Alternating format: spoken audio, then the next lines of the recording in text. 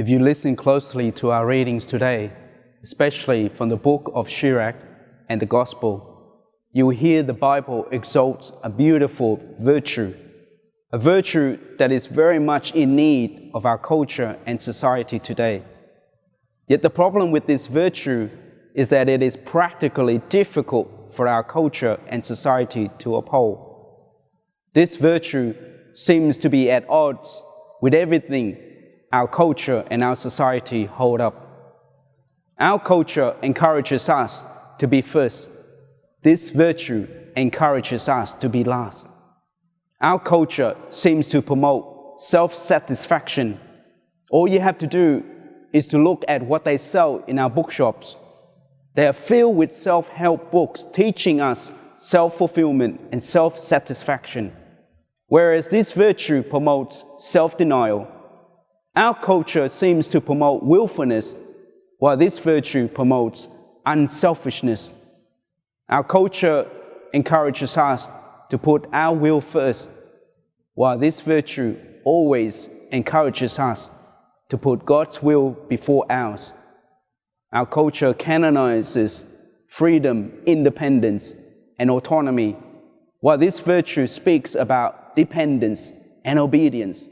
Dependence on God.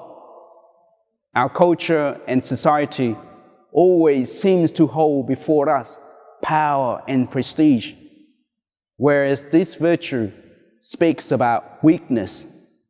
Our culture seems to praise standing up tall by ourselves, while this virtue that we hear from the Gospel and the book of Sirach today tells us stay down low and be close to the ground.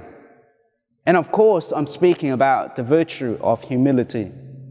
Humility, the virtue that the Bible exalts today in our readings. Once, Brother Matthew wanted to test how humble St. Francis of Assisi was. He came to him and said, "Why you? Why you? Why you?" St. Francis answered, "What do you mean?" Brother Matthew said, "Why does the whole world follow you? And every person seems to want to see you, to hear you, and to obey you. You're not a good-looking man.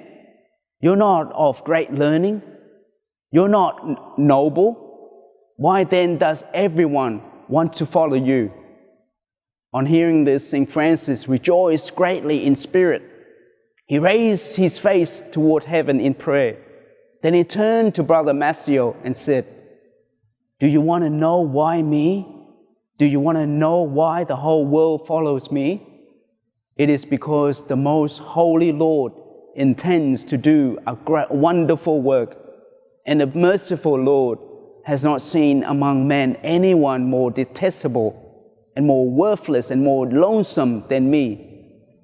Brother Matthew was wonderstruck at the humility of St. Francis. Friends, we often think of humility as looking down on ourselves or thinking less of ourselves. No, humility is thinking of ourselves less. Thinking of ourselves less. That's what St. Francis did. Focus less on ourselves and more on God. Relying on God. And when we do that, the Lord will exalt us.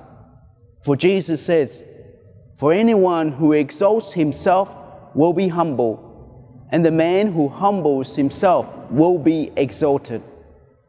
We can never grow tired of hearing this beautiful virtue of humility. And it is good that the Church and the Bible hold it up for us today, because our society and our culture put it down. When you think about it, it is like a battle between our will and God's will, between pride and humility.